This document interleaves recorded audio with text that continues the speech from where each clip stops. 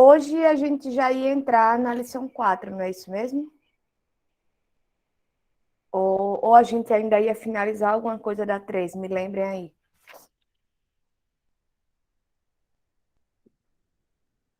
Eu acho que a gente ia entrar na 4 hoje, professora. Tá, mas é porque eu tô aqui na dúvida se a gente chegou a falar de ato falho. E, Não, a gente não falou. então Já, ainda assim, falta. não falou diretamente. Uhum. Mas me diga uma coisa, aí eu falei com vocês do deslocamento e condensação, né? Dos processos. Pode repetir, por favor? Eu Cortou pra mim. falei de deslocamento e condensação? Não, eu acho também que não, na última aula. Deixa eu pegar aqui o que eu anotei. Tá. Então o pessoal tá dizendo que não aqui. Então vamos lá. Certo. Gente, mas assim, eu vou fazer isso muito rapidamente, né? Porque são elementos importantes para a gente entender esse capítulo, digamos assim, tá? Primeiro eu vou começar a falar, né? A gente estava falando de interpretação dos sonhos, e na interpretação dos sonhos, eu estava falando de alguns princípios básicos para a gente compreender como é que se dá essa questão da interpretação e por que que isso é tão importante para a teoria psicanalítica, né? E aí, o que é importante de entender sobre esses processos psíquicos de deslocamento e condensação é porque Freud descobriu eles, ou Freud compreendeu eles, ou Freud construiu eles a partir dessa análise dos sonhos. Mas eles não se limitam aos processos de sonhos, né? Freud vai dizer que são dois processos que participam desse trabalho do sonho, mas não apenas. Na própria formação do sintoma, eles também estão presentes, tá? Na nossa vida psíquica em geral, esses processos eles estão presentes e eles explicam um pouco desse funcionamento inconsciente. E aí, de forma muito resumida, o que seriam esses processos? O processo de condensação seria a ideia. Vamos parar para pensar na palavra, né? Condensar seria aquele processo que acontece em que vários elementos se condensam, ou seja, se unem e se fundem dentro do trabalho do sonho. Um exemplo simples e de fácil visualização.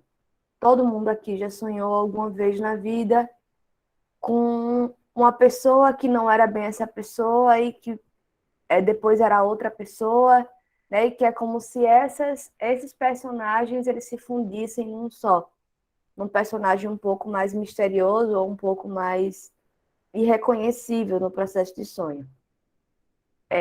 De forma muito simples, a condensação seria isso. Mas no sentido econômico, como diz Freud, né? Economia para Freud tem a ver com a economia na psicanálise, diz respeito a essa questão da circulação da energia, de como é que ela funciona, de como é que ela se movimenta pelo aparelho psíquico. Economicamente falando, a condensação significa que existe um acúmulo aí de energia, tá? Que quando a gente vai falar, por exemplo, do sintoma da histeria, né? Que eu dou o exemplo da pessoa que não consegue mais caminhar e que aí Freud vai chamar lá no início de inervação psíquica, seria mais ou menos isso. É como se fosse um acúmulo de energia naquele órgão por conta dessas situações, dessas associações que fazem com que aquele órgão não consiga funcionar apesar de estar saudável organicamente falando, tá? Então a ideia do processo de condensação é isso, é quando a gente vai acumulando certas representações num elemento só. E isso vai se dar no processo de sonho com muita frequência. Foi ali que Freud conseguiu entender que esse era um processo psíquico comum, produzido por essa relação do inconsciente. O outro processo psíquico, que é o deslocamento, vai ser essa habilidade que essa energia psíquica tem, e aí eu estou falando de novo do ponto de vista econômico, de passar de um para o outro. Vocês devem lembrar que quando eu falei do sintoma, né, que quando eu falei do abandono da hipnose por Freud, uma das justificativas que ele deu era justamente de que no processo de hipnose ele ia lá, conseguia identificar qual era a situação, e aquilo ali a pessoa falava sobre a situação e o sintoma sumia. Mas aí logo depois aparecia outro sintoma. Isso se dá pelo mecanismo, né, pelo processo de deslocamento, que é como se essa energia ela vai tentar sempre se ligar a algum nível de algum tipo de representação. Se por alguma razão a gente consegue desvincular de uma representação X, ela vai circular e vai se vincular a outra representação. Como é que isso acontece no processo de sonho e como é que Freud descobriu isso dentro dos sonhos? É muito comum quando a gente está sonhando, isso todo mundo também já vivenciou, de dizer assim, acho que todo mundo aqui já teve um sonho que dizia, eu estava em tal lugar, aí de repente eu estava em outro lugar com outra pessoa, e de repente eu estava em outra situação, né? É como se a gente estivesse sempre saltando de um lugar para outro, saltando de uma situação para outra. Essas situações do sonho são essas representações, né? Elas estão dizendo algo para a gente sobre o que é que está sustentando essa questão, esse elemento inconsciente que o sonho está apresentando. Então, a ideia freudiana toda é de que existe aí uma vinculação entre essa energia psíquica, que ele vai chamar, né, que ele vai deixar claro na lição 4, que ele chama de libido, com essas representações possíveis. E esses dois mecanismos são dois mecanismos básicos, né, dois que ele chama aqui de processo psíquico. São dois processos psíquicos básicos que acontecem no inconsciente e que ele vai entender isso pela análise dos sonhos, né, que são os mecanismos de condensação e de deslocamento. Tranquilo, gente? Tem alguma questão aqui? Tranquilo, professor. Veja, eu sei que eu estou correndo um pouquinho porque a gente está se alongando muito, né, nos textos de Freud, mas se tiver alguma dúvida, alguma questão ou, ou alguma curiosidade, vocês podem falar, tá? Não precisa a gente correr também, não.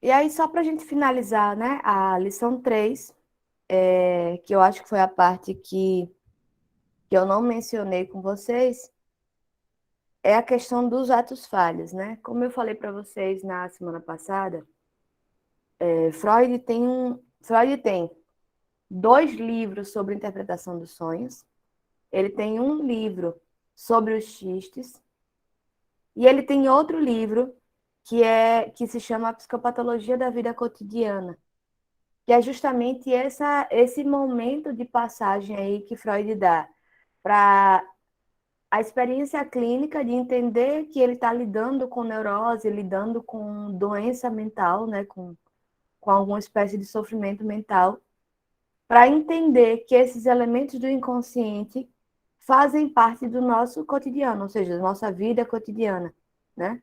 Por isso o nome do livro é Psicopatologia da Vida Cotidiana. E nesse livro é que Freud vai falar dos atos falhos, tá? Então, vocês imaginem, percebam que nessa lição aqui, ele está condensando, né, para usar a palavra que a gente já tem usado aqui, 4 livros diferentes, né, em uma lição super curtinha. Então, tem muita coisa aí que a gente está passando um pouco por alto só para vocês entenderem do que se trata. Mas o que eu estou reforçando desde a semana passada é que a grande importância do que ele está trazendo nessa terceira lição é justamente de mostrar como é que ele faz essa passagem, como é que ele se afasta cada vez mais do campo médico. Porque no campo médico, enquanto ele ele pesquisa a histeria, né, enquanto uma doença mental, ele está nesse lugar do médico que busca uma cura, né, que tenta entender que existe ali aquele sofrimento e ele precisa curar aquele sofrimento. Nesse momento da construção da psicanálise, que está lá nos seus primórdios, a passagem que Freud faz, né, a chavezinha que ele vira, é justamente a de que, assim, tá bom, existe sofrimento e eu estou criando aí uma técnica, um método clínico para cuidar disso, para curar isso, né, que ele vai usar o termo curar. Mas é preciso entender que o inconsciente não é um sistema exclusivamente criado por pessoas doentes. Todos nós, no nosso dia a dia, no nosso cotidiano, vivenciamos e sofremos o efeito, sofremos no sentido de efeito mesmo, tá? Não de sofrimento psíquico. Mas sofremos o efeito da existência desse inconsciente. Então, cada um de nós aqui, eu tenho certeza disso, eu falo sem medo de errar, em algum momento da vida já fez alguma coisa e fez, eu não sei por que eu fiz isso. Ou se não fez, já sentiu algo que disse, eu não consigo entender por que eu estou sentindo isso. Mas estou, né? Eu estou sentindo aqui uma angústia, eu não sei muito bem por quê. Não sei o que aconteceu. E o que Freud vai dizer é exatamente isso, é que todos nós, qualquer um de nós, em algum momento da vida, a gente vai produzir esse movimento aí de dissociação psíquica, que significa da construção desse sistema inconsciente em paralelo com o sistema consciente. E isso significa dizer que a gente vai sempre estar às voltas com esses elementos inconscientes tentando alcançar a nossa consciência. Isso pode se dar de uma forma patológica, no sentido de produzir um sofrimento mental a tal ponto de produzir um adoecimento, mas isso pode se dar na nossa vida cotidiana, que é o que Freud vai falar nesse livro, Psicopatologia da Vida Cotidiana. E aí, a gente falou dos xistes, né, das piadas, das brincadeiras, a gente falou dos sonhos, que são todos elementos muito cotidianos do nosso dia a dia, né, que não falam de um adoecimento, mas que são questões que, enfim, fazem parte mesmo do nosso cotidiano. Mas o ato falho, ele é como se ele fosse, como é que eu quero dizer isso? É quase como a cereja do bolo, assim, né? O ato falho é um elemento que também é muito constante, que é muito comum, e que ele traz aí um elemento inconsciente de uma maneira que vai trazer para a gente aí essa demonstração, que vai apresentar para a gente o que é que está no inconsciente, tá? Eu me embananei um pouco aqui, mas vamos lá, deixa eu organizar. O que Freud vai dizer é o seguinte, e percebam que quando Freud fala aqui nessa lição, ele vai falar de atos falhos e de ações sintomáticas e casuais. Então, a primeira coisa que vocês precisam entender é que ato falho não se refere apenas a quando a gente troca uma palavra ou fala uma coisa que não pretendia falar, tá? Isso é apenas uma das facetas do ato falho, e a mais comum, a mais conhecida. Então, eu não sei vocês, mas a gente, né, no curso de psicologia, é quase a piada mais comum, assim, quando alguém está lá conversando e alguém troca uma coisa e faz, isso foi ato falho, né? Claro, necessariamente a gente não vai saber interpretar o que é que foi, mas assim, muito. Virou um lugar comum, né? Uma brincadeira muito comum dentro da psicologia de que qualquer pessoa que faz uma atrapalhação aí fala de um ato falho. Inclusive, eu lembro que na aula passada eu falei de sessão como se fosse aula, né? E aí a gente pode pensar, tá, mas por que ela chamou isso aqui de sessão, né? E aí isso diz algo sobre a forma como talvez eu esteja conseguindo compreender, né? Como talvez eu tenha que tipo de elemento, de associação que mobilizou aqui em mim, que me fez associar isso, né, esse espaço da gente de aula com uma sessão.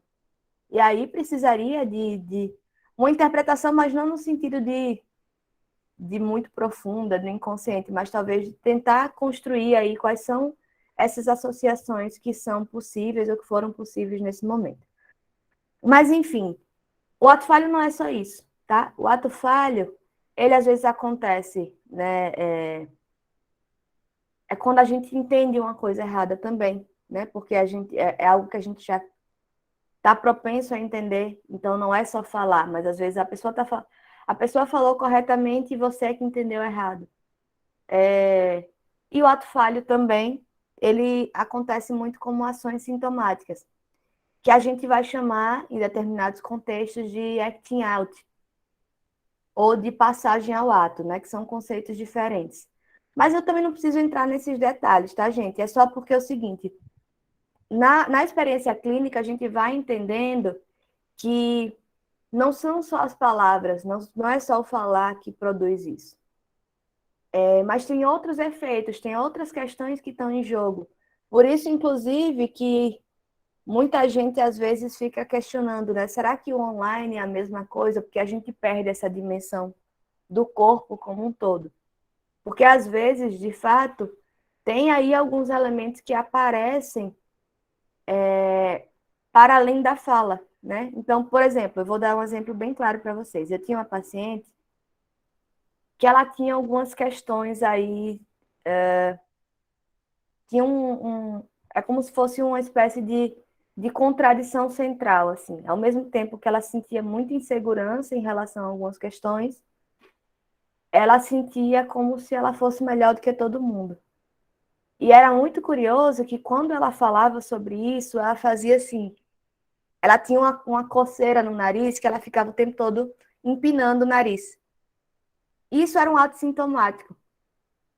Ela, e o que é muito legal disso é porque, por exemplo, quando eu saquei que isso era um ato sintomático, às vezes ela estava falando de um assunto completamente diferente, que não tinha uma relação direta e imediata com essa questão, mas quando ela fazia isso, eu já entendia que tinha relação com isso, então eu podia interpretar nesse sentido.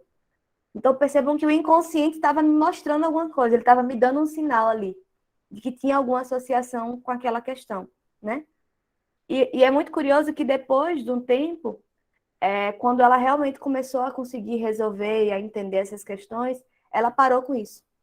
Ela deixou de fazer esse movimento, né? Então vejam que o ato sintomático é algo que também diz do ato falho, também diz dessa aparição do inconsciente, mas a partir das nossas ações, né? O acting out, que a gente fala, né, que é um termo em inglês que significa justamente essa coisa de agir algo, né, atuar alguma coisa, fala justamente disso, assim, é como se na ação, na gestualidade, eu estou atuando algo que é da ordem do inconsciente. Eu tô apresentando, estou mostrando algo que é dessa ordem. A passagem ao ato, veja, vocês não precisam entender isso com detalhes, não. Eu estou falando só porque eu mencionei os termos para vocês não ficarem sem noção, mas vocês não precisam aprender isso tudo, que vocês não vão ser psicólogos, tá? Mas a passagem ao ato geralmente diz respeito a uma ação sintomática mesmo, assim. Por exemplo, tem situações que uma tentativa de suicídio pode ser uma passagem ao ato. Isso significa dizer que essa passagem ao ato é como se algo ali da ordem do discurso, né, do que eu estava falando ou do que eu estava escutando, disparou alguma coisa ali, como a gente costuma falar hoje, dispara um gatilho, né? E isso me faz produzir uma ação, né? É como se eu passasse aquele elemento que até então era simbólico e da ordem da linguagem do discurso para ação. Por isso que a gente chama de passagem ao ato. E aí tem outro nível de complexidade, inclusive de perigo, né? Assim, quando a gente está lidando, por exemplo, com pessoas psicóticas, né, que tem aí uma possibilidade de surtar, se a gente não manejar direito, se a depender de como a gente fale, do que a gente pode produzir esse tipo de passagem ao ato, tá? Então, mas por que eu estou falando isso tudo para vocês? Eu estou deixando claro que vocês não vão precisar decorar nada disso, nem entender cada um desses conceitos nas questões que eu vou passar para vocês. Eu não vou colocar para vocês diferenciarem o que é passagem ao ato de acting out, tá? Não se preocupem com isso. Mas por que isso é importante? Por que eu estou aqui falando disso? Justamente para vocês entenderem que, para a psicanálise e para Freud, o inconsciente ele é central na compreensão do sujeito. E ele se apresenta de diversas maneiras, né? Ele se apresenta nos sonhos, ele se apresenta nos xistes e ele se apresenta nos atos falhos, que são, podem ser desde uma palavra que você atrapalha até uma ação mesmo, né? Que diga algo, que traga para a gente esse elemento do inconsciente, tá? E aí, gente, me digam, o que é que vocês querem saber mais? O que é que vocês pensaram sobre isso?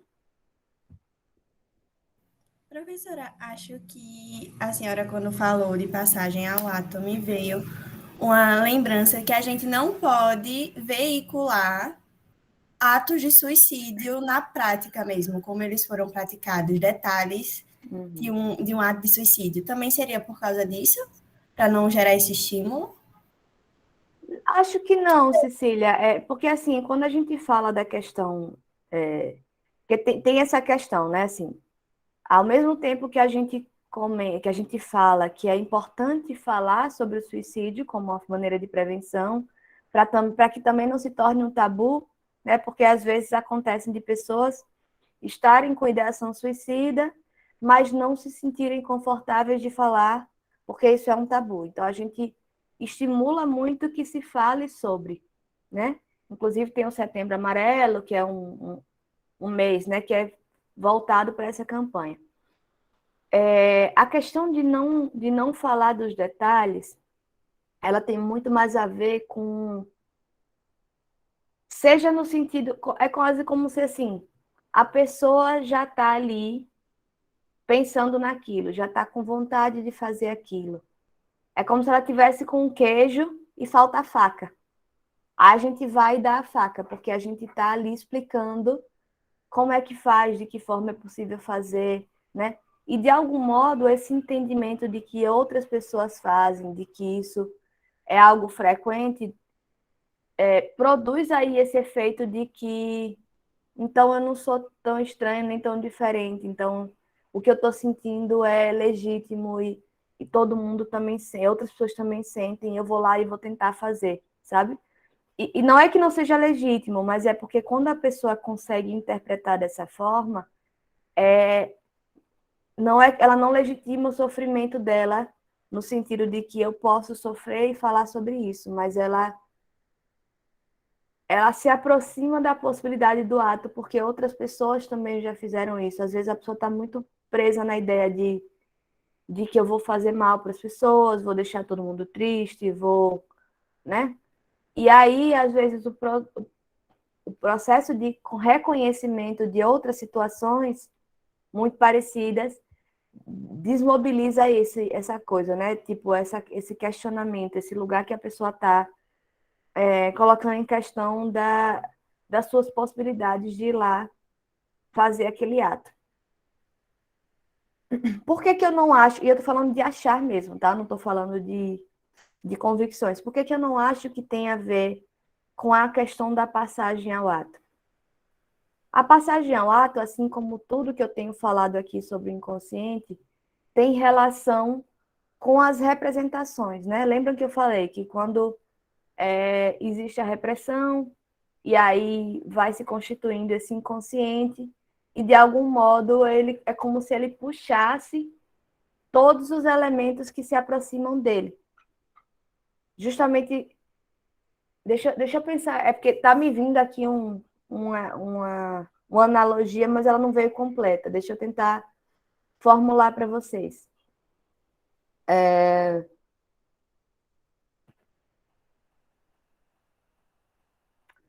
Sei lá, é como se assim, sabe quando a gente quer guardar um segredo e aí qualquer coisa que guarde uma mínima relação com aquele nosso segredo, a gente quer esconder também para não virar tópico de conversa e não revelar o meu segredo? Não sei se faz sentido para vocês, mas é como se o inconsciente fizesse isso. Tem ali uma repressão e toda e qualquer representação que minimamente, em algum nível, lembre aquele processo, ele vai ser atraído para o inconsciente. Então, vai entrar nesse lugar do reprimido, tá? E aí, o que acontece? A questão da passagem ao ato diz menos sobre formas de fazer do que o que é que produz esse sofrimento, o que é que desencadeia essa representação, né? Esse reconhecimento de uma representação que está reprimida e produz um ato. Então, tipo, não é tanto em relação a... Vamos lá, em primeiro lugar, o exemplo do suicídio foi só um exemplo, né? Foi o que eu consegui dar, mas não necessariamente uma passagem ao ato tem a ver com a situação do suicídio, tá? Deixa eu tentar dar outro exemplo da passagem ao ato para vocês entenderem.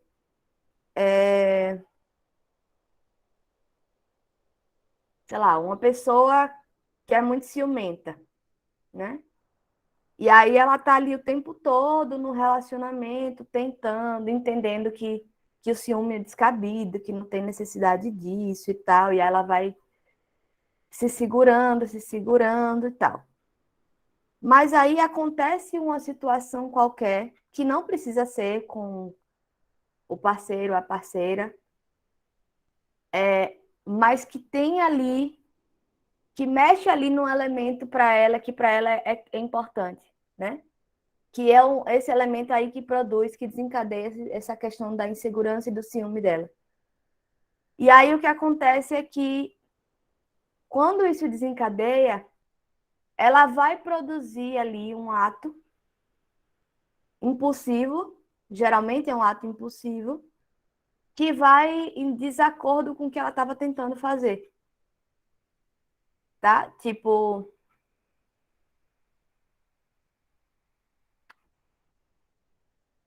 vou... Tá, Nalanda, eu vou tentar já elaborar com você. Deixa eu só tentar completar essa ideia da impulsividade. Então, por exemplo, uma pessoa que, que sente ciúmes, que está insegura no relacionamento, mas que fica naquela assim de não, eu tenho que confiar, né, no parceiro, na parceira, eu tenho que e no ato consciente ela está entendendo que ela precisa, né, que não faz sentido, que ela precisa confiar e tal. Mas aí alguma situação desperta alguma coisa e ela vai seguir a pessoa. Ou então ela vai entrar no celular e começar a mexer, né? O que dispara, e às vezes é um ato, esse que eu estou dizendo assim, a passagem ao ato tem uma coisa de uma impulsividade que é como se ela perdesse o controle daquilo. É como se assim, ela vai fazer algo que não é o que ela faria normalmente, de forma consciente, mas que alguma coisa nela foi mobilizada, foi disparada ao ponto de que ela acaba fazendo algo que ela não faria, tá? Então, o suicídio, e quando eu digo que ela não faria, no sentido de que assim, de que ela estava tentando não fazer. Então, o suicídio um pouco, por isso que ele acaba sendo um exemplo mais fácil disso, porque ele entra muito nesse lugar de que a pessoa que está ali com ideação suicida, ela está o tempo todo tentando não fazer aquilo, né? Seja por questões morais, sociais, afetivas, ela está tentando não fazer. Então, às vezes, uma questão que dispare ali, né, esse desejo de morrer é quem vai provocar essa tentativa mais impulsiva. E aí é isso que eu estou tentando dizer, Cecília. Eu acho que eu estou me embananando muito, mas vamos lá. Não é necessariamente o saber sobre o outro que fez isso, mas o que é que em mim, né, em mim que tem uma ideação suicida, dispara esse desejo de morte, né? Que tipo de representação que vai desencadear esse desejo, ou que vai me tirar desse controle que eu estou tentando estabelecer sobre esse desejo, tá? É muito mais nesse sentido. Daqui a pouco você me diz se você entendeu. Deixa eu tentar falar aqui com Nalanda. Nalanda pergunta se o sonho pode entrar nesse ponto do ciúme. Eu estou imaginando, Nalanda, confirme para mim, tá? Eu estou imaginando que a sua pergunta é no sentido de que essa questão do ciúme se também pode entrar como elemento do sonho, é isso? Se no sonho isso pode aparecer?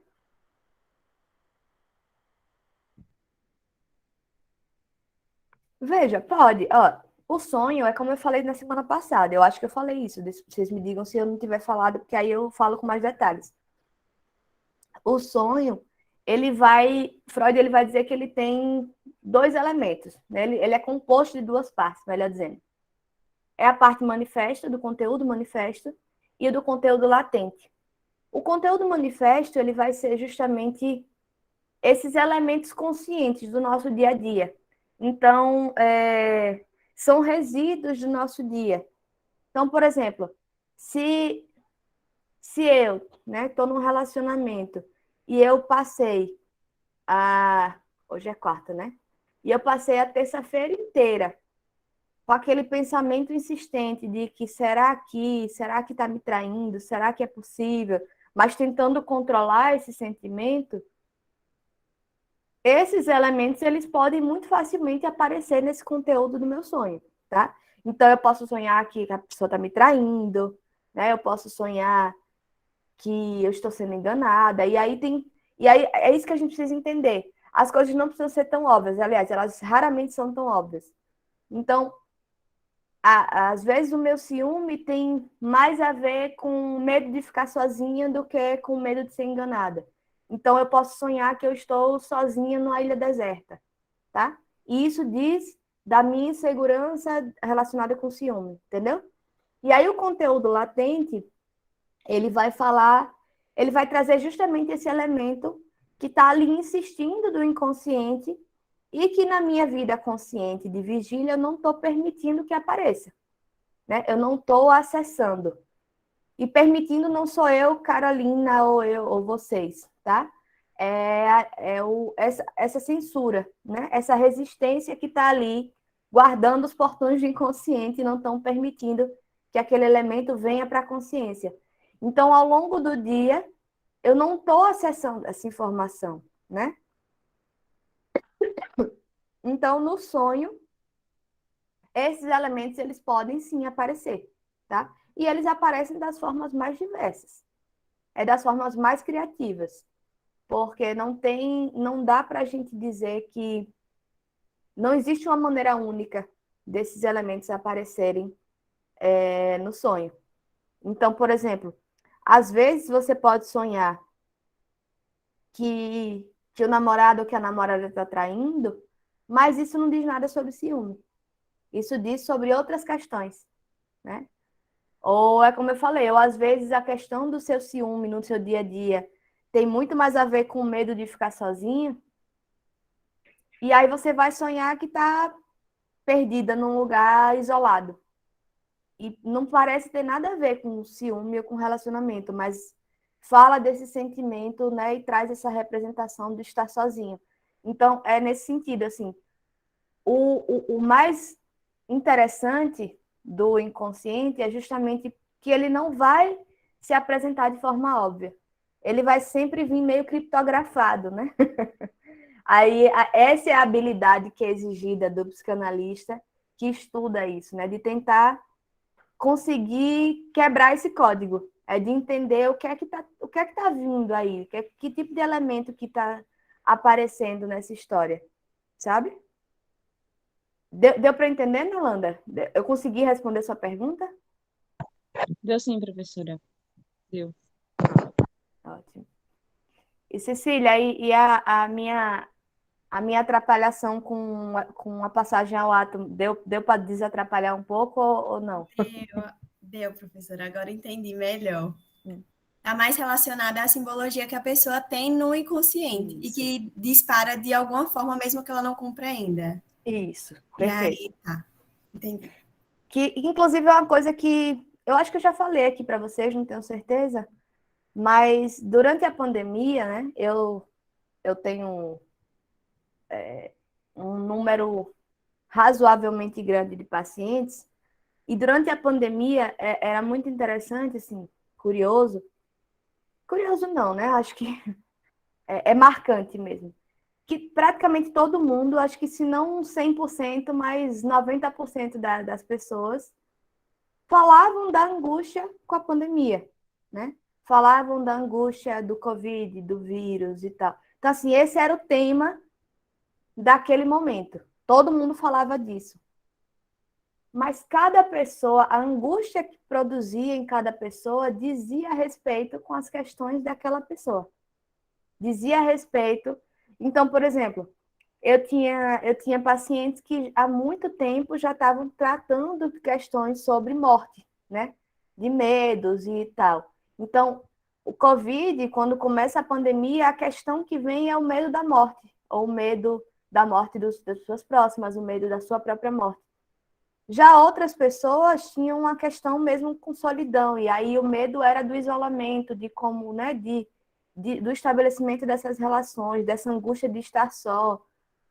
Enfim, então, assim, percebam que cada pessoa é o mesmo, é a mesma questão, né? Veio para todo mundo, literalmente, assim, todo mundo que está aqui sentiu algum nível de angústia ou sente ainda durante essa pandemia, mas a forma como isso vai produzir essa angústia, ou vai produzir os efeitos sintomáticos, né, no sentido do sofrimento psíquico, vão ser muito específicas dentro da história e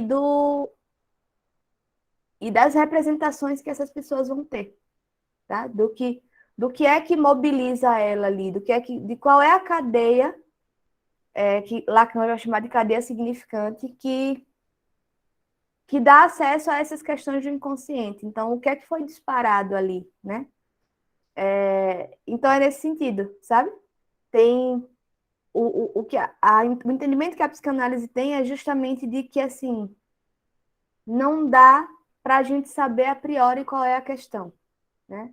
Por isso que quando eu digo que tem eu acho que eu falei isso para vocês, tem uma amiga minha que volta e meia ela me manda mensagem dizendo: tive um sonho, você pode interpretar para mim? Eu digo: não, porque eu não sei, tipo, eu não sou sua psicóloga. Eu só consigo interpretar os sonhos dos meus pacientes porque eles já estão falando deles para mim há 2, 3 anos.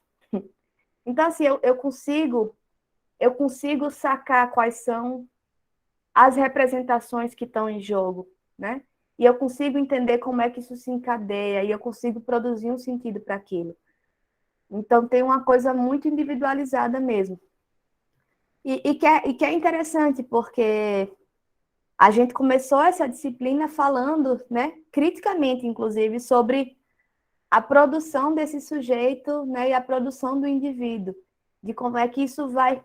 Então, percebam, quando a psicanálise passa a existir, não é que isso não faça sentido ou que ela perca a legitimidade dela por isso. Mas a psicanálise só existe e só faz sentido porque a gente vive num mundo em que essas questões de ordem da singularidade são importantes e são marcantes, né? Então, a gente só consegue pensar nesse formato e nessa compreensão do sujeito porque a gente concebe esse sujeito singular, que tem uma forma muito própria de compreender as situações que são de ordem coletiva, né? Então, não é que a gente ignore o que é da ordem do coletivo ou do social, mas de entender que a compreensão que eu vou conseguir fazer disso para você diz respeito à sua própria história, ou como você processa essas informações coletivas e sociais. Tá? Gente, eu acho que deu de lição 3, né? Já tem 3 aulas que a gente está nisso, acho que dá para a gente passar para a próxima. O que é que vocês acham? Veja, quando eu falo isso, eu não estou proibindo ninguém de voltar aos assuntos, não, até porque a gente sabe disso, né? Agora, falando de lição 3, a gente voltou a falar de hipnose em algum momento, então não tem impedimento nenhum. Mas eu vou seguir para a lição 4, justamente porque é outra lição que é bem densa e eu estou realmente com receio de que a gente acabe se estendendo muito. E eu preciso, né? Enquanto professora de psicologia geral, eu preciso passar pelas outras correntes teóricas também. E aí a gente precisa avançar um pouquinho. Mas vejam, deixa eu só lembrar quem são as pessoas que estão aguardando há tanto tempo para debater comigo. Tiago, Gabriela e Rebeca, não é isso? Deixa eu ver se eles estão aqui hoje, né? Porque depois de tanto tempo. Rebeca tá Sim, aqui. professora, é isso. Pronto. Então vamos lá. Eu só vou dar uma introduzida, depois fica com vocês, tá? Que nem eu tenho feito sempre. Vejam. Na lição 4, Freud ele finalmente fala das questões que são centrais e polêmicas sobre a psicanálise, né? Ele vai falar da questão da sexualidade e da sexualidade infantil. E por que é engraçado de... Eu estou falando muito que é engraçado coisas que não são engraçadas, né? Mas, assim, é notável que Freud não faz isso à toa. Ele faz um percurso muito claro, né? Ele faz o seguinte, ele diz, primeiro eu vou explicar dos primórdios, né, da pré-psicanálise, quando a gente estava ligado à medicina. Depois eu vou explicar como é que clinicamente a gente começou a constituir a psicanálise. Depois eu vou mostrar como é que a psicanálise entende por que o inconsciente se tornou um elemento tão central e por que o inconsciente não é só uma questão que está relacionada com o âmbito patológico. Então, é um elemento que está aí em jogo na nossa vida cotidiana. E aí, finalmente, ele traz isso, né? Que é a parte central e, ao mesmo tempo, a parte mais polêmica, que até hoje recebe muita resistência no âmbito da psicanálise, que é a questão da sexualidade. Para a gente começar, né, antes de eu dar a palavra para vocês, eu preciso dizer algumas coisas. A primeira questão é a seguinte, a gente precisa entender o que é que Freud está chamando de sexualidade. Nesse livro, nessa lição, lá no finalzinho, tem algum momento que ele vai dizer assim, vocês devem estar achando que eu estou chamando de sexualidade, alguma coisa que não é e tal.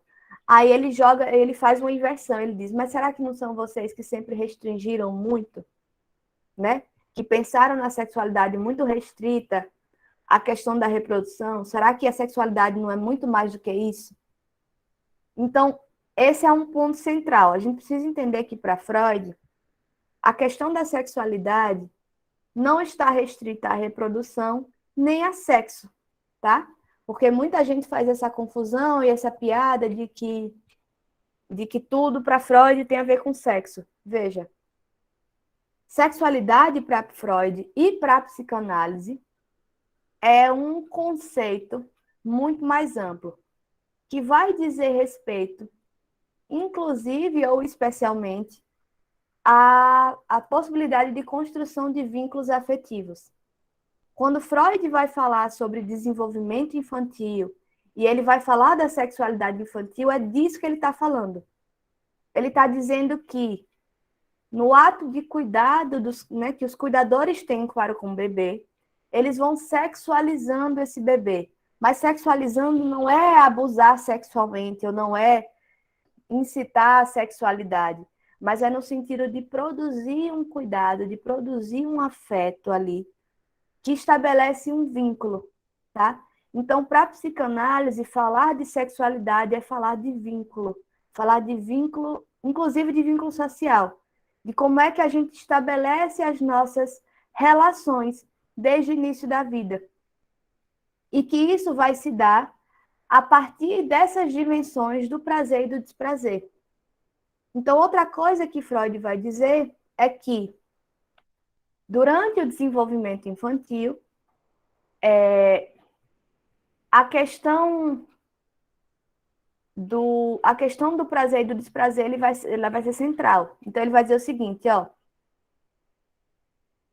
toda criança, todo bebê, melhor dizendo, precisa se alimentar para sobreviver. Aliás, todo mundo, né?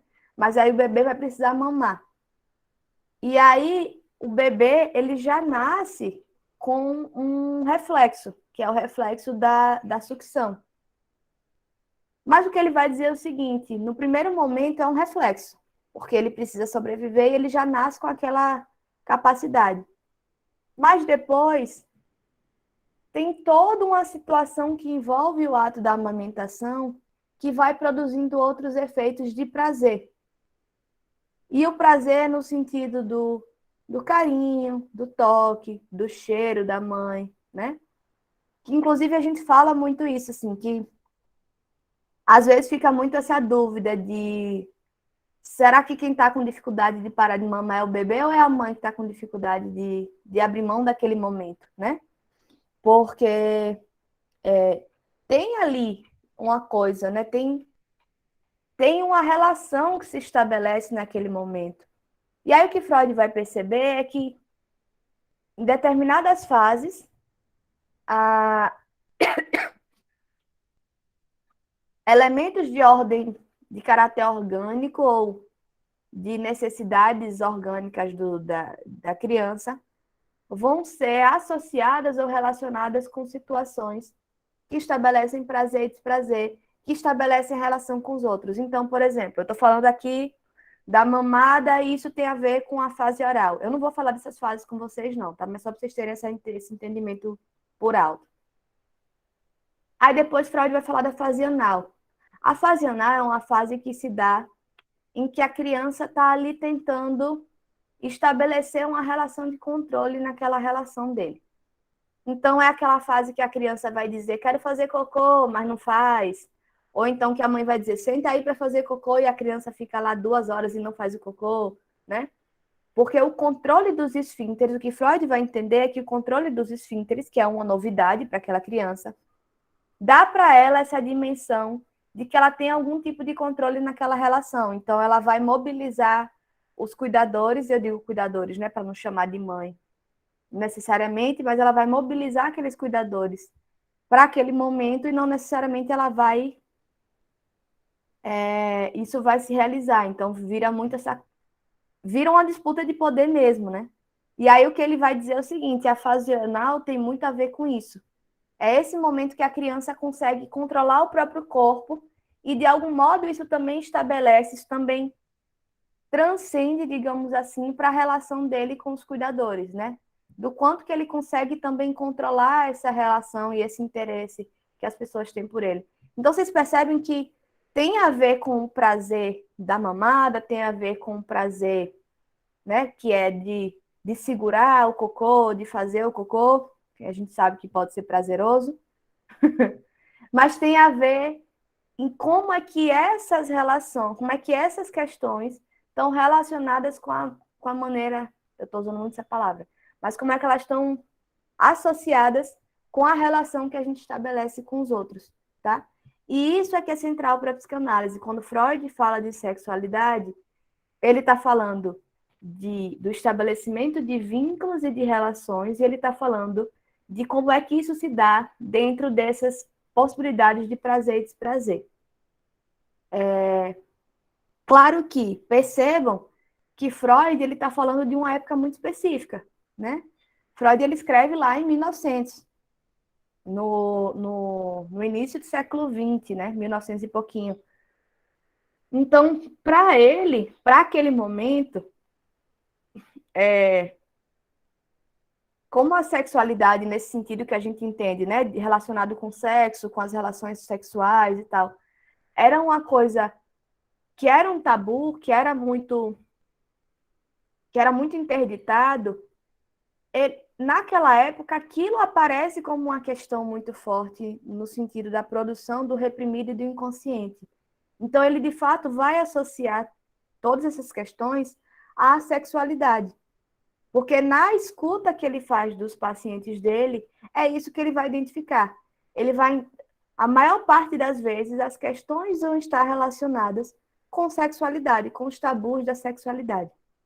E por isso que ele acaba fazendo essa associação bem imediata. E a gente até hoje carrega um pouco essa ideia de uma sexualidade ligada para o sexo. Mas não necessariamente, tá? O que eu quero que vocês entendam é que a ideia de sexualidade em psicanálise é uma ideia muito mais ampla. É uma ideia de como é que a gente se relaciona com os outros, né? De o que é que produz prazer nessas relações e o que é que produz desprazer. E como é que a gente vai se constituindo a partir disso, como é que a gente vai aprendendo a se relacionar com os outros e como é que a gente vai aprendendo, inclusive, a manejar essa economia do prazer, psiquicamente falando, né? Então, eu vou introduzir com isso, vou deixar vocês já irem comentando e questionando, porque aí a gente vai entrando nos detalhes. Vamos lá, povo. Professora. Tiago, pode falar. Então, professora, eu vou falar sobre algumas coisas que me chamaram a atenção sobre Freud. Uhum. Na concepção de Freud, a sexualidade infantil ela é algo perverso, polimorfa e autoerótica. Uhum. Segundo Freud, ele confere à sexualidade um sentido bem mais amplo do que o aceito comumente. De acordo com a psicanálise que estuda o homem moderno, ocidental, a sexualidade é algo que é constitutiva da subjetividade humana. Uhum. Freud ele causou muito impacto ao afirmar, em 1905, que a existência e a presença da sexualidade desde a infância, e também ao apontar a importância do determinismo da sexualidade para a constituição do sujeito. Freud salienta a centralidade da sexualidade em aspectos de todo o desenvolvimento humano. Ele fala que o desenvolvimento sexual ele gera várias consequências em todo o bem-estar social do ser humano, a partir dali da infância até a sua fase adulta. Ao tratar que ele trata que a sexualidade infantil não é necessariamente a distinção entre... deixa eu ver aqui. Ele trata que a sexualidade infantil não se diz apenas a algo genital, que tem diferença entre os termos sexual e genital, porque a sexualidade não se restringe apenas a uma atividade genital, a relações sexuais e a procriação apenas. A pulsão, a energia, a libido e o prazer são da criança para com ela mesma, para com seu próprio corpo, assim sendo uma atividade autoerótica. A sexualidade infantil é a busca do prazer que pode ser por qualquer sexo. Segundo Freud, ele afirma que toda criança é bissexual, pois a sexualidade não é pré-determinada. A diferença entre homem e mulher só vai acontecer na fase genital após o complexo de Édipo, que acontece na fase fálica. Agora eu vou falar um pouco sobre esse tema que Freud também retratou muito, que é o complexo de Édipo. Segundo Freud, é no complexo de Édipo que acontece a estruturação da personalidade do indivíduo. Ele afirma que a mãe é o primeiro objeto de desejo do menino e o pai é quem o impede que ele tenha o objeto desejado. Para conquistar a sua mãe, o menino tenta imitar o comportamento do pai, que o pai, a partir dali, se torna seu rival. Ele tenta imitar o comportamento do pai, internalizando normas que o pai tem dentro de si. O complexo de Édipo, ele é um conceito que foi definido por Sigmund Freud, que se refere uma fase de desenvolvimento psicossexual da criança, chamada fase fálica, em que ela começa a sentir desejo por sua mãe e ódio e ciúme por seu pai. Esse complexo só acontece em meninos, enquanto que nas meninas, esse complexo recebe o nome de complexo de Electra. Para a psicanálise, a fase fásica, que acontece entre os 3 aos 8 anos de idade, é uma fase determinante para o comportamento na fase adulta, principalmente em relação à identidade e comportamento sexual que o adulto vai ter. Enfim, é Tiago, isso. essas informações você tirou de algum outro material para além das inclusões, não foi? Sim, tem uns que eu tirei lá da que você mandou e outras eu tirei de outro material. Tá. Mas esse material, você tem como dizer para a gente qual foi? Então, professor, eu vi um livro, não sei o nome, mas eu vi no site também. Tem muita coisa que eu vi no site. Tá. Porque tem algumas questões que são um tanto desatualizadas e, assim, por exemplo, complexo de Electra é uma coisa que o próprio Freud abandonou há muito tempo.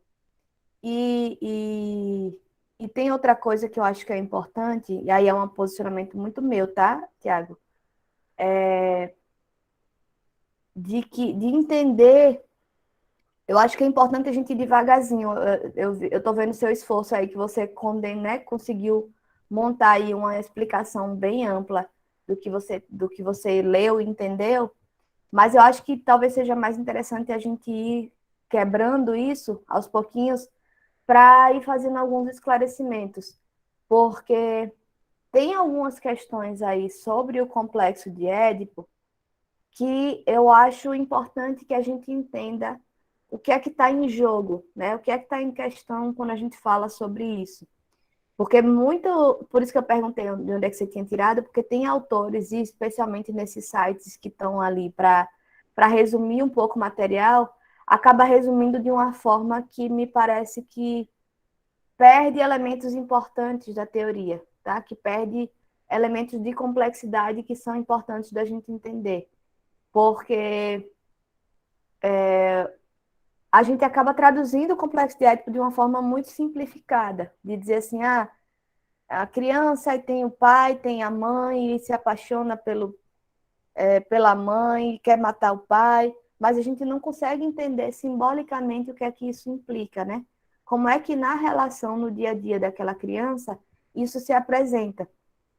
E isso acaba afastando muito a psicanálise das pessoas, porque quem vai ler essa informação da forma assim simplificada vai dizer assim, não, isso não faz sentido, eu não consigo ver isso. Né? Eu tenho um filho e eu não vejo isso.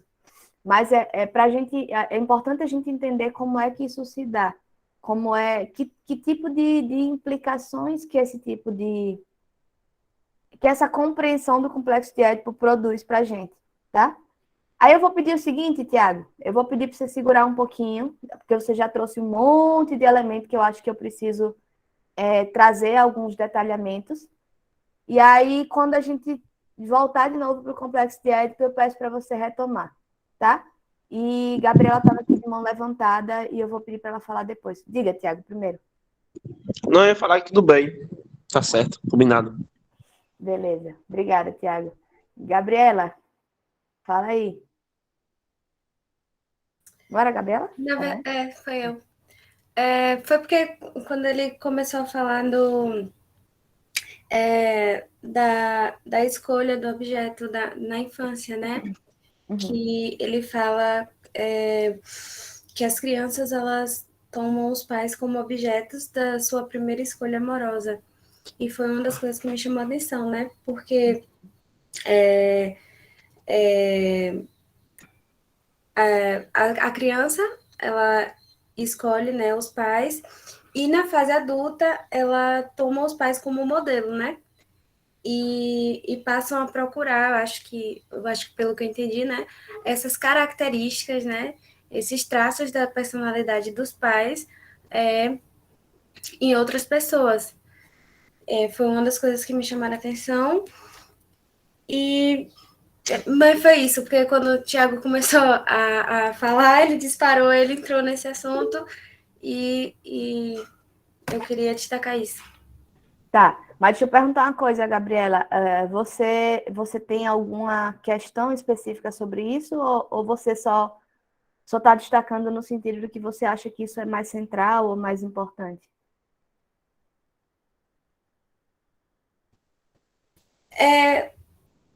Na realidade, é porque eu já vi algumas situações, né, da pessoa encontrar muitos problemas na vida amorosa, né, na fase adulta, e ela não entender porque as relações não davam certo e tudo mais, e no caso, eu acho que tem relação com isso, né, porque às vezes a pessoa fica muito na busca de encontrar, né, os pais no outro, né, e acaba que a relação não dá certo, né?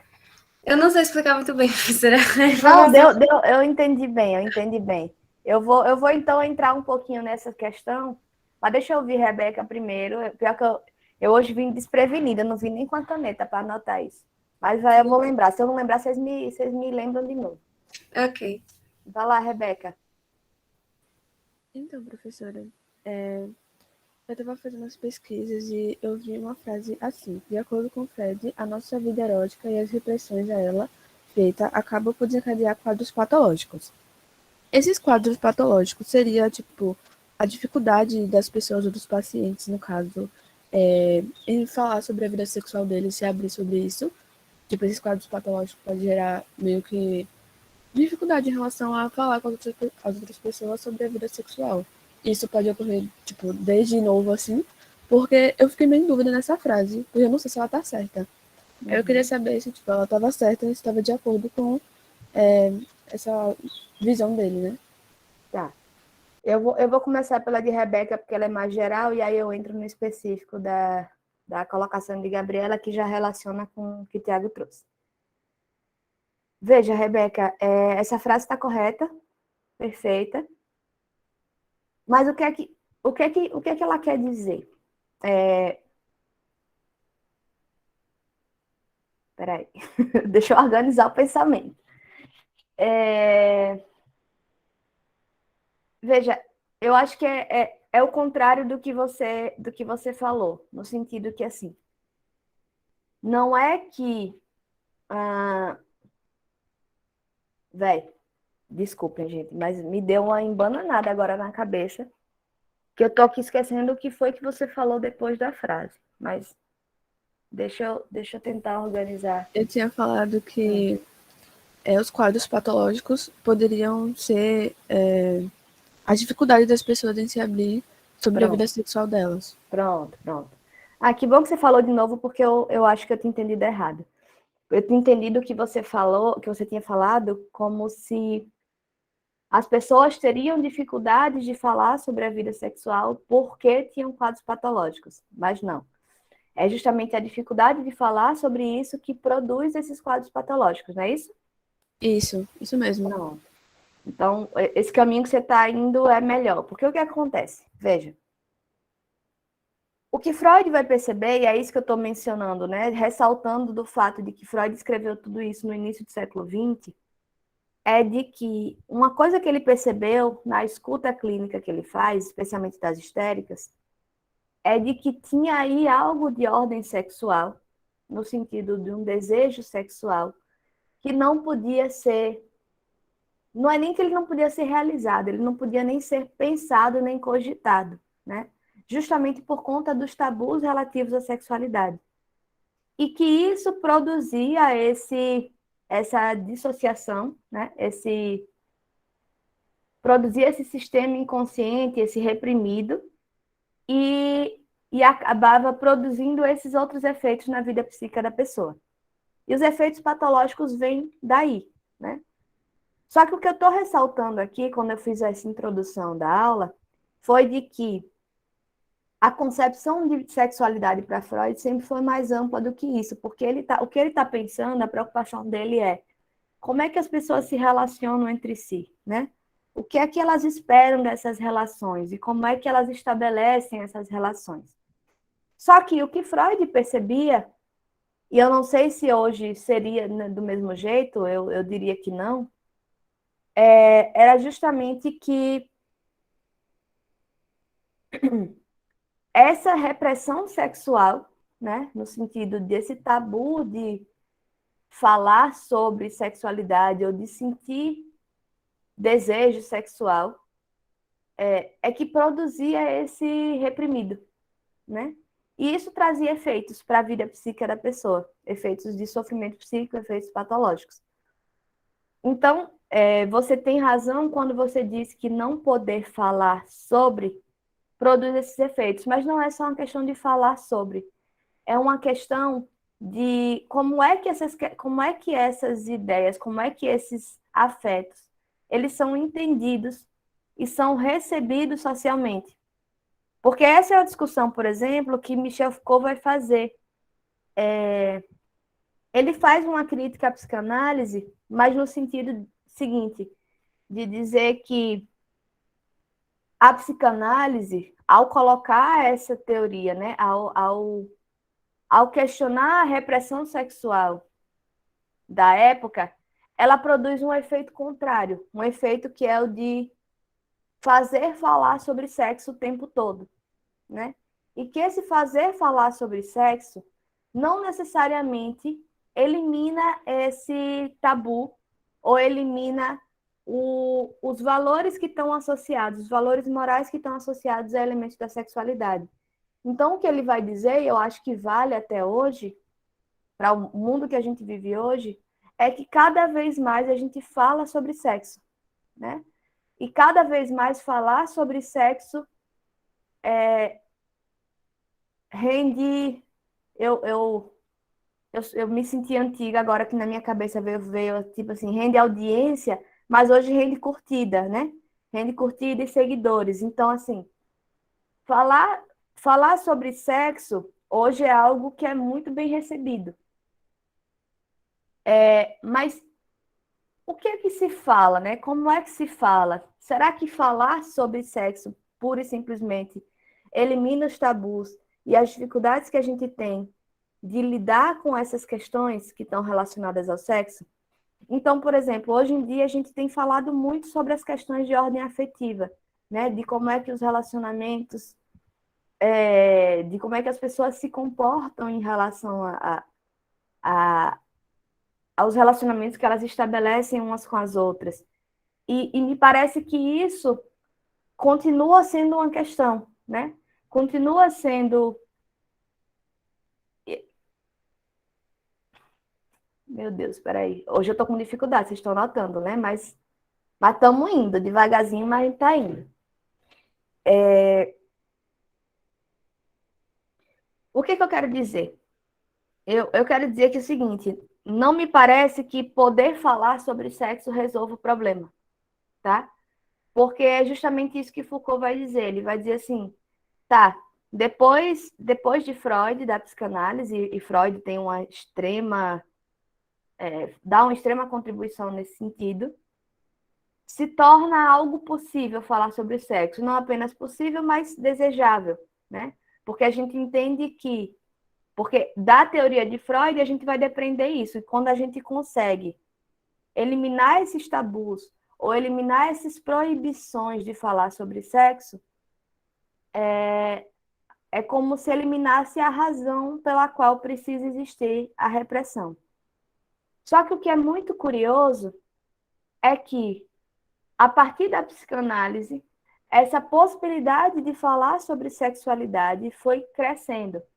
E foi crescendo num ponto que hoje a gente tem isso de forma muito aberta. Então, assim, hoje as pessoas falam sobre sua sexualidade, não apenas no sentido do que gostam ou do que não gostam no ato sexual, mas no sentido de sexualidade, né, de orientação sexual. Então, isso vai se abrindo cada vez mais. Mas a gente continua encontrando adoecimento psíquico e sofrimento psíquico. Então, será que isso eliminaria a tese de Freud que tinha a ver com sexualidade? Não, justamente porque o que Freud chamava de sexualidade, embora naquele contexto ele vinculasse muito a ideia do sexo mesmo, tem a ver justamente com a forma como se dão essas relações, né? E a gente vai sempre estar vivendo em sociedade, e quando a gente vive em sociedade, a gente tem regramentos. E as formas como a gente pode ou não se relacionar com os outros vão produzir efeitos da maneira como a gente é capaz de se relacionar. Eu não sei se isso ficou muito claro, mas eu já vou emendar aqui para a questão de Gabriela, porque eu acho que já ajuda. Que é o seguinte, aí quando Freud vai falar do complexo de Édipo, ele vai dizer o seguinte, olha, na experiência clínica que eu tenho, isso eu sou Freud, tá? Na experiência clínica que eu tenho, que é ali de uma sociedade vienense burguesa do século XX, em que as famílias necessariamente tinham uma estrutura de pai, mãe, filhos, né? Tinha toda uma questão ali, tinha toda essa organização que a gente discutiu muito nas primeiras aulas da disciplina. O que eu encontro é um bebê nasce, a mãe, né? Porque tem esse lugar, ali já tinha esse lugar dado para a mãe, esse lugar de cuidado. A mãe vai sexualizar esse bebê no sentido de investir afetivamente naquela criança, ou seja, ela vai dar toda a atenção que ela tem, que ela é capaz para aquela criança, ela vai cuidar, ela vai dar carinho, ela vai amamentar, ou ela vai alimentar, né? Que é pela amamentação.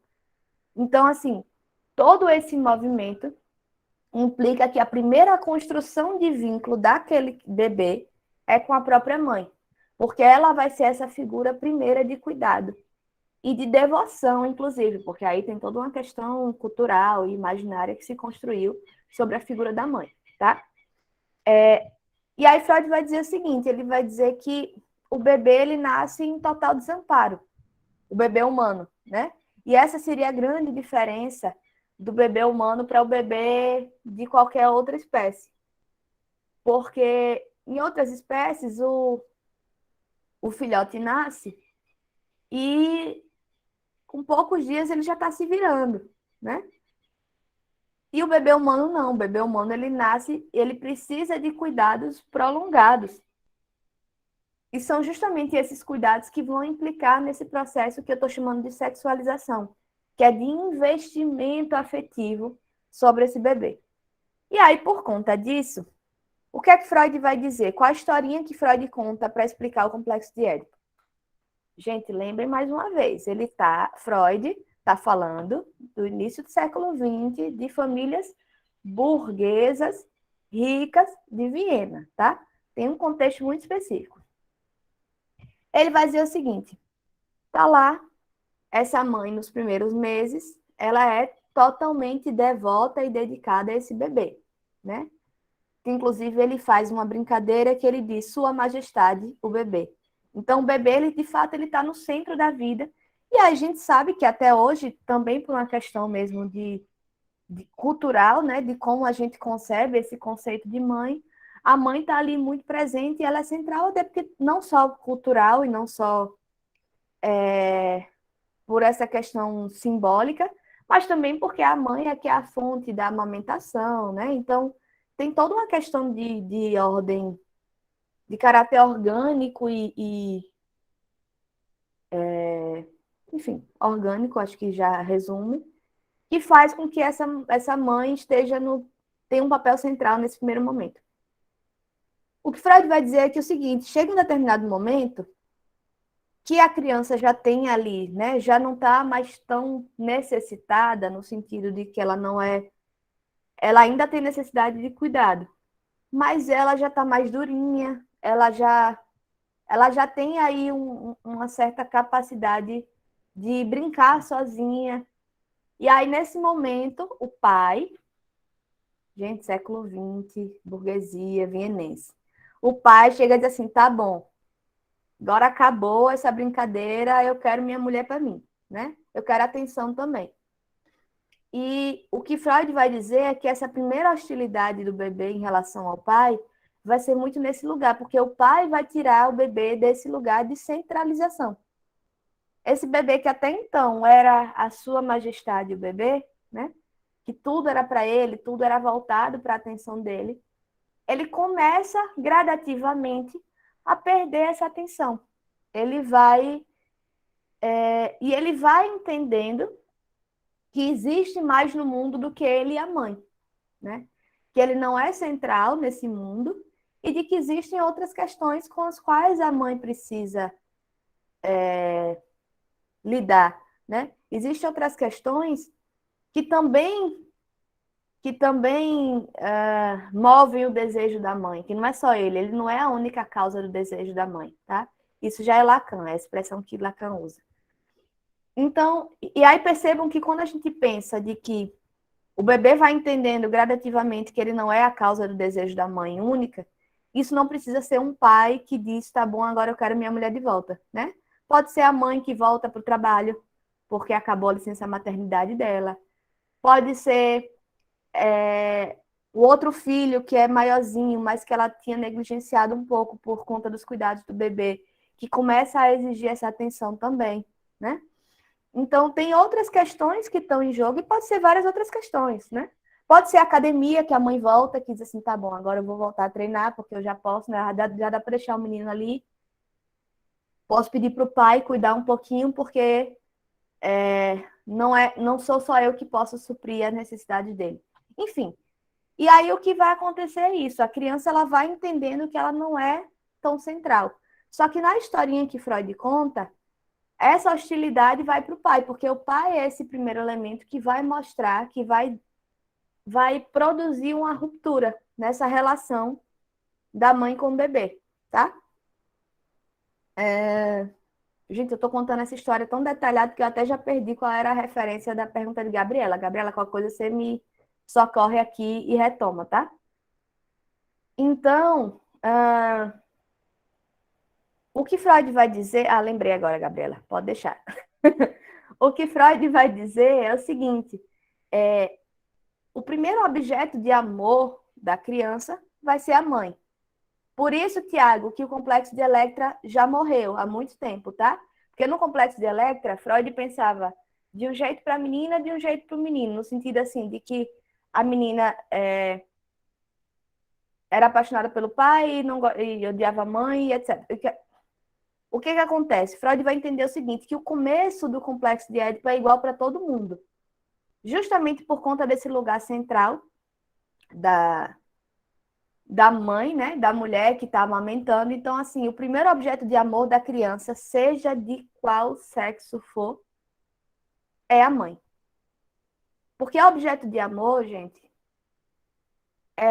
não é essa coisa restrita que a gente fala do amor romântico, tá? Amor é amor. Amor é vínculo que a gente estabelece com a pessoa. Então, o primeiro objeto da criança vai ser a mãe. O que Freud vai dizer é que depois, quando vai ficando maiorzinho, e aí sai do campo da sexualidade, nesse sentido afetivo apenas, e passa para o campo da identidade, é o seguinte, a criança começa a se entender de um determinado gênero, tá? E percebam que eu já tô usando outras palavras para falar que Freud não usava, porque aí a gente tem uma discussão de gênero hoje que eu acho que é extremamente importante que a gente tenha essa dimensão de entender o que é que esses debates sobre gênero têm produzido, inclusive de questionamento com a forma que Freud conseguia compreender a questão da sexualidade humana e da constituição do sujeito, tá? Mas vamos lá. Então, quando a criança começa a crescer um pouquinho, as questões de identidade vão entrar em jogo.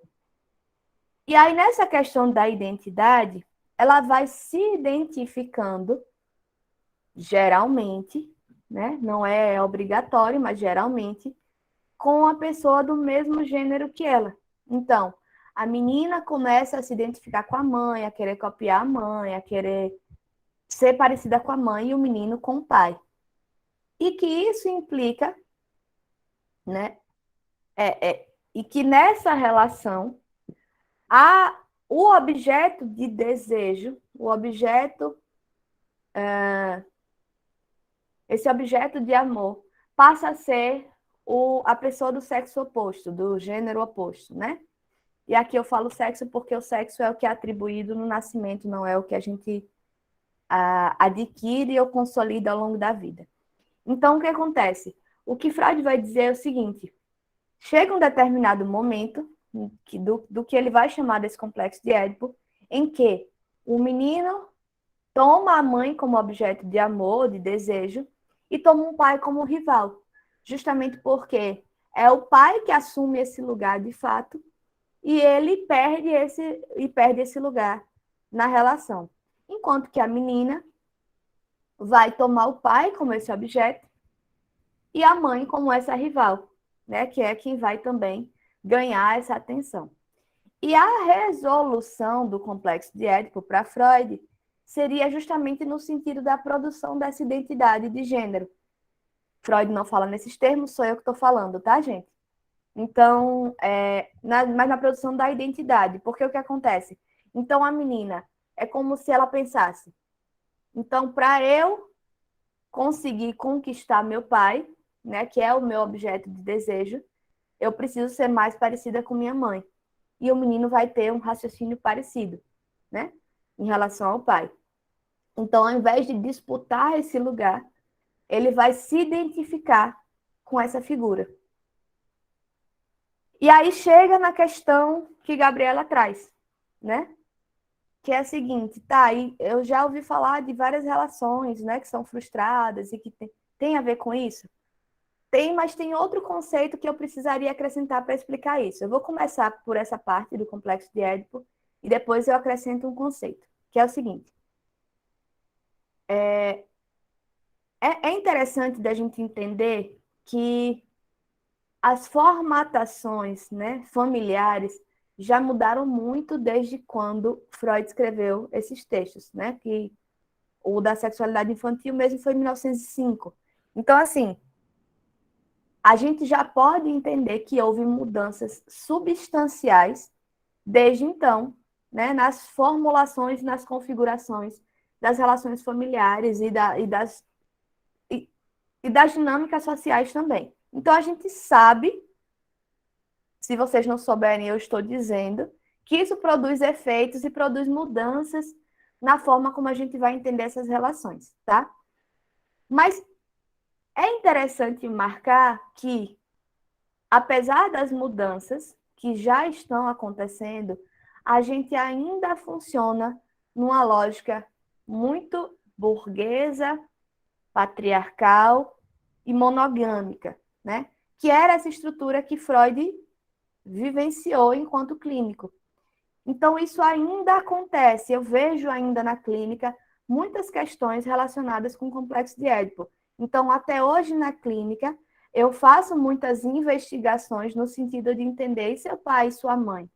Porque a relação familiar, nesse caso, se deu dessa forma, tá? Mas existem outras configurações em que a investigação que a gente faz da constituição daquele sujeito vai por outros caminhos. Até aqui tudo bem, né? Então, vamos lá.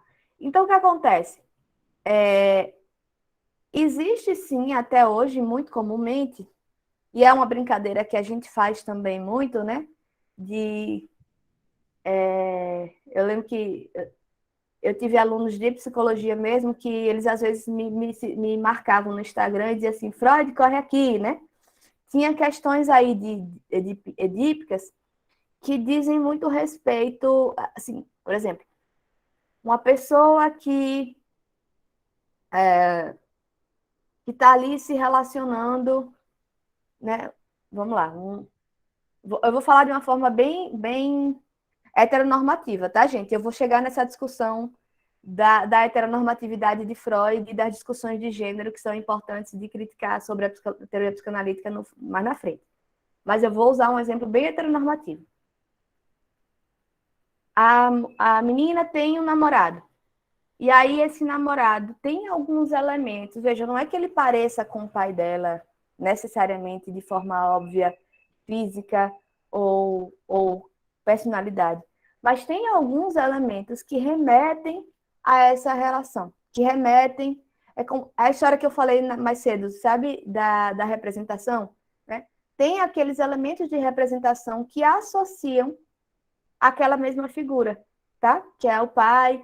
E aí veja que é uma coisa muito interessante, porque apesar de Freud falar do complexo de Édipo nesse sentido de que a menina se identifica com a mulher, com a mãe, e o menino com o pai, mas o que eu tenho visto cada vez mais comumente no consultório é que esses elementos de identificação vêm dos dois lados, tá? Ainda que a mulher se identifique enquanto mulher, né, e ela tem aí uma identificação, né, do que é ser mulher a partir dessa figura da mãe, que é a primeira figura de mulher que ela tem como referência principal, né, como uma referência contínua, ela vai ter elementos de identificação que são do pai, porque se a gente está falando de uma sexualidade mais ampla, no sentido de estabelecimento de vínculos e de desejo de ser amado, a gente também quer ser amado pela mãe e pelo pai, né? A gente quer ser amado por todo mundo. Então, na hora de constituir a minha subjetividade, a minha identidade, eu vou recolher elementos de todo lado, né? Então, esses processos de identificação, eles não são exclusivos. Freud coloca, ele faz uma formulação que faz parecer que é exclusivo, mas não é. Então, aí de novo, volta essa questão da escuta individualizada. A gente precisa ir entendendo como é que aquela pessoa produziu esse efeito, tá? Como é que aquilo se constituiu para que ela se tornasse quem ela é hoje. Então, esses elementos estão sim presentes, Gabriela. Mas qual é o conceito que eu precisaria acrescentar para explicar a situação que você colocou, né? Das pessoas que sempre estão ali se relacionando e não conseguindo ter muito sucesso nessas relações. Em 1920, Freud escreveu um texto chamado Além do Princípio do Prazer. No Além do Princípio do Prazer, a grande descoberta que Freud faz, eu digo descoberta no sentido de revelação, mas não é uma descoberta, é uma construção teórica, tá, gente? Mas a grande construção teórica que Freud faz é justamente de um conceito que ele vai chamar de compulsão à repetição. A compulsão à repetição é um mecanismo que está completamente ligado e vinculado com esses elementos inconscientes, tá? E ele vai dizer justamente de uma repetição inadvertida e indesejada que a gente acaba produzindo nas nossas relações. E que tem relação, né? E que tem... Gente, é difícil às vezes, né? A gente usa a mesma palavra para um monte de coisa. E que tem uma associação, eu vou usar esse termo para facilitar, e tem uma associação direta com essas relações da nossa infância. Então, mas percebam que a ideia da compulsão à repetição, ela está ligada diretamente com o reprimido inconsciente, tá? Então, esses relacionamentos fracassados, né? E que costumam fracassar sempre do mesmo jeito, eles têm relação com o complexo de Édipo, têm relação com esses elementos que eu recolho como sendo elementos que me interessam numa relação afetiva, mas tem especialmente relação com a compulsão à repetição, que é como se eu ficasse o tempo todo repetindo certas questões que eu não sei dizer muito bem por que eu repito, tá? Então, tem algo ali da ordem do inconsciente, né, de um desejo meu que é inconsciente e que me faz repetir aquela situação o tempo todo. Então, isso é muito comum, assim, da gente ver, e aí eu não preciso nem falar da clínica, né? Todo mundo aqui já deve ter pelo menos um amigo, se não é o amigo que está numa situação parecida. Que sempre começa a estabelecer uma relação e aí a coisa parece que vai encaminhando de um jeito que é sempre muito parecido e acaba do mesmo jeito. E quando eu digo acaba do mesmo jeito, é muito no sentido de como a pessoa se sente no final dessa relação. Eu tive uma amiga que ela tinha uma questão de que, assim, ela, ela sonhava com a ideia de ter um relacionamento e tal, e ela não conseguia.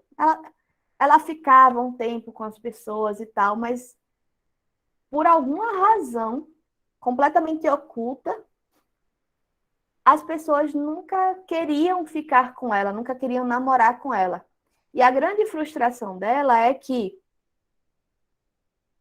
a pessoa dizia, não estou buscando um relacionamento sério.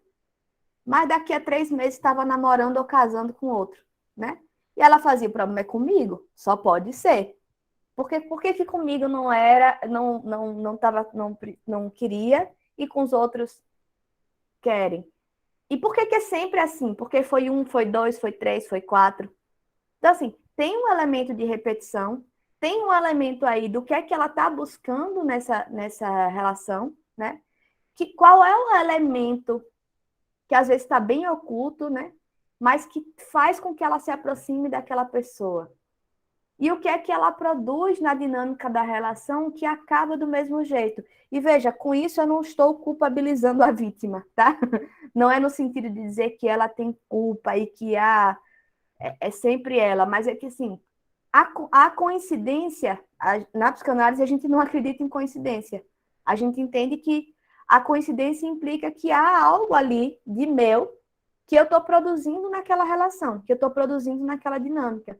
Então, quando existe essa repetição, geralmente tem aí alguma questão que a própria pessoa está levando para essa relação, né? Que a própria pessoa, de forma inconsciente, está produzindo. E percebam que isso funciona igual um sintoma. Produz um sofrimento, mas que eu posso dizer, que nem um sintoma histérico. Ele produz um sofrimento, mas que eu posso dizer assim, mas não é culpa minha, sempre acontece comigo. Eu quero, eu me dedico, né? Eu estou aqui 100% construindo essa relação, mas as pessoas nunca querem ficar comigo. Vocês percebem como a similaridade disso com o sintoma histérico, né? É o mesmo elemento, produz um sofrimento e um sofrimento que me permite entender que eu não tenho nada a ver com isso, né? Que me afasta da responsabilidade, digamos assim, eu odeio essa palavra, mas de assumir essa responsabilidade pelo que está acontecendo. E aí percebam que, assim, de fato você não tem responsabilidade porque você não reconhece ela, porque é inconsciente, né? Mas existe algo seu, não existem coincidências, não é possível que em 4 relações as coisas acontecem todas do mesmíssimo jeito. Gente, não é possível, né? Eu não sei se vocês acreditam nessas coisas de coincidência de destino, mas eu particularmente não acredito. Então tem aí algum elemento, e aí eu tô brincando, né, de destino, não sei o quê, mas não é só uma questão de crença, tá? Na clínica eu já consegui, não é pé frio não, Tiago. Na clínica eu já consegui identificar, inclusive, assim, eu tenho uma paciente hoje que eu já consegui identificar qual é o ciclo que ela entra, né? Ela entra e sai do mesmo ciclo, do mesmo jeito, assim. E tem uma série de questões que ela vai provocando. Só que, veja, só entender o que é que produz isso, às vezes não resolve, né? Porque, às vezes, entender como é que isso se produz e depois descobrir como é que se rompe com esse movimento, né? Então, é bem mais complexo. Mas, para tentar sintetizar a minha resposta, né, do que Gabriela falou. Gabriela, tem sim a ver, tá? Tem uma relação aí com o complexo de Édipo, com os elementos que você busca nesse parceiro, né? E como é que você estabelece esses elementos, né, de interesse de um parceiro, mas também a repetição, né, o fracasso continuado tem muito mais a ver com a compulsão à repetição do que simplesmente com a questão edípica. É claro que a repetição tem a ver com questões edípicas que estão reprimidas. Mas entenda que é menos o Édipo e mais a repressão que entra em jogo aqui quando a gente fala desses fracassos reiterados. Eu ia perguntar isso agora. Se essa repetição tinha relação com a repressão lá da infância ou alguma coisa do tipo. Uhum. Tem sim. Gente, eu hoje me empolguei. Agora no final eu me empolguei, né, com essas questões que as meninas trouxeram. E faltam só 10 minutos para as 9, tá? Eu vou pedir para vocês anotarem aí essa minha promessa, para eu começar na aula que vem a falar, a fazer todo esse debate crítico sobre a heteronormatividade freudiana e sobre essas discussões de gênero, como é que elas se atravessam aí nas discussões sobre sexualidade para Freud, tá? Porque é uma coisa que eu venho estudando e que eu acho importante discutir com vocês. Mas, como isso é mais complexo, eu vou demorar um pouquinho de tempo, mais do que 10 minutos, eu não vou entrar nisso agora, eu peço só que vocês anotem e me lembrem disso. Mas eu quero, deixa eu ver o que é que eu consigo tratar com vocês nesse momento, né? Nesses 10 minutinhos. Eu estou tentando lembrar das questões que Tiago trouxe na fala dele, né? Professora, Fale. poderia falar sobre... eu li lá na quarta lição... É quarta lição, né? Isso. Isso. Sobre o prazer em olhar, que isso se reflete na ânsia do saber e no prazer em ser olhado, né? Que se reflete na exibição artística e teatral. E isso ficou um pouco confuso para mim. Pronto. Beleza, Gabriela. Acho que isso eu consigo falar em 10 minutos. Veja, o que Freud está falando, eu vou voltar um pouquinho. Vocês lembram que no final da segunda lição eu falei sobre as soluções que Freud vai dar para a questão do reprimido, né? De que formas que seriam possíveis, que estratégias que a gente poderia adotar para acolher o reprimido na consciência. Não sei se vocês lembram disso. Uma das questões que Freud fala, e eu posso dizer, acho que isso sem medo de errar, que eu acho que uma das soluções que Freud mais gosta é a solução sublimatória. E o que significa a sublimação para Freud? A sublimação significa dirigir essa meta sexual, né? Porque, veja, a gente está falando aqui de uma meta sexual, né? Tem aí uma intenção sexual, mas é dirigir isso para uma meta mais elevada. E mais elevada que ele fala é no sentido de metas mais aceitas socialmente, mais admiradas socialmente. E ele vai sempre associar isso com a cultura e com a arte, né, de forma geral. Então, o que Freud vai dizer é que, às vezes, esses impulsos reprimidos, eles podem se expressar através da arte ou através da ciência, né, de uma forma mais elevada. É como se você pegasse essa energia que tem caráter sexual e que tem uma meta sexual e você tirasse essa meta e você desviasse essa meta dessa energia. E aí você desvia a meta da energia sexual para algo mais aceito socialmente, que ele vai chamar de mais elevado, que seriam as artes e a ciência. Então, quando Freud vai falar dessas questões, né, de o prazer de ver e o prazer de ser visto, é que ele vai perceber nessa sexualidade infantil, né, que eu vou falar, eu não quis entrar na questão do perverso polimorfo ou da bissexualidade, porque eu acho que isso, eu vou trabalhar essas questões junto com essas discussões sobre gênero, tá? Mas quando Freud vai falar sobre isso, ele está observando ali a questão sexual nas crianças, ele vai percebendo que essas questões de ver e ser visto são situações que produzem prazer para a criança. Só que isso pode se desenvolver tanto de uma maneira perversa, que é no sentido de produção de certos fetiches sexuais, né? Como isso pode ter outros efeitos no sentido mais simbólicos, nesse sentido mais sublimatório. E aí é isso que ele vai dizer o seguinte, que esse prazer em ver, esse prazer em conhecer, esse prazer em explorar, ele pode sim ser sublimado para um interesse de caráter científico.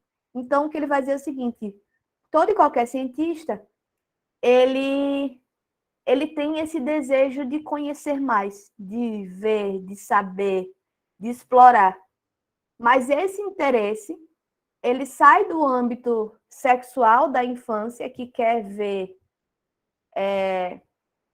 que quer olhar os pais pelados, que quer ver, né, que quer mexer com o irmãozinho, sei lá, e ele vai ser sublimado num interesse de caráter mais elevado, que é um interesse que é socialmente aceito. E não apenas socialmente aceito, mas socialmente valorizado, tá? E o que ele vai mostrar é que no processo de desenvolvimento, as crianças elas vão desenvolvendo esses interesses, elas vão dando destinos distintos para esses interesses sexuais.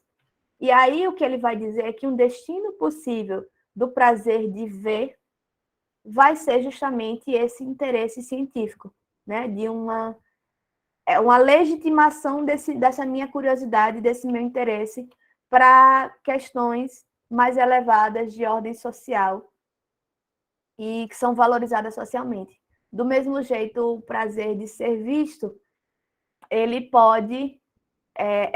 eu tô falando de forma bem simples, tá? É como se fossem dois caminhos, não são só dois, são sempre múltiplos.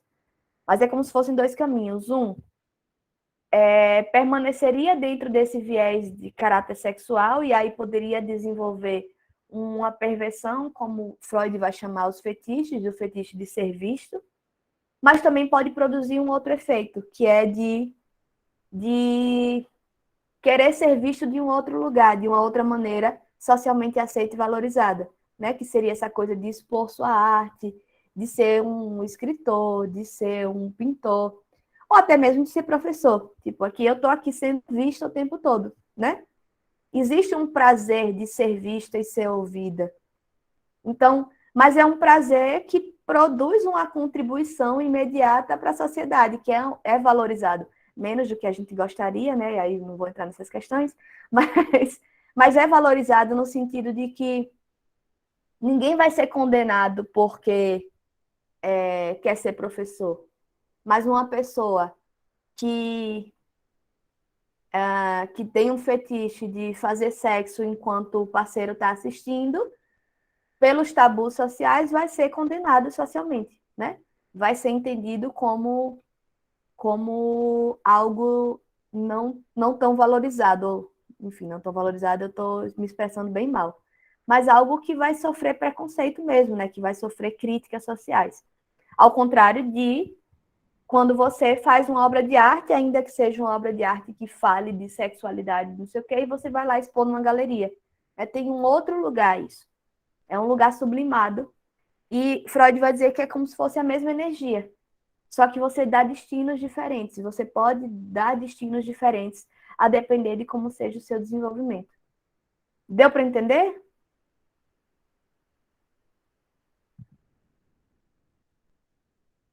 Deu sim.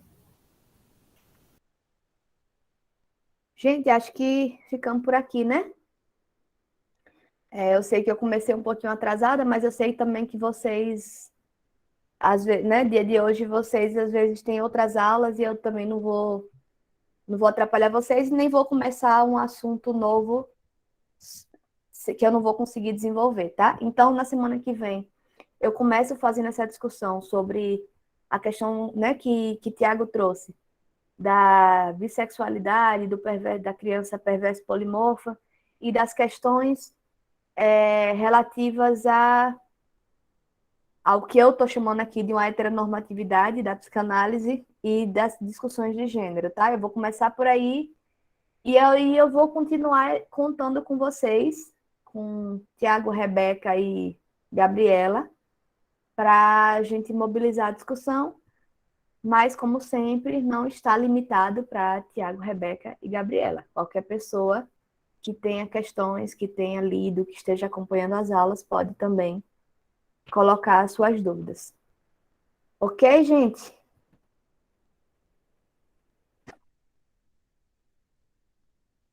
Então, tá bom. Obrigada de novo pela participação e pela presença e até semana que vem. Tchau, professora. Tchau, professora. Tchau, tchau. Tchau, professora. Tchau, gente. Boa semana.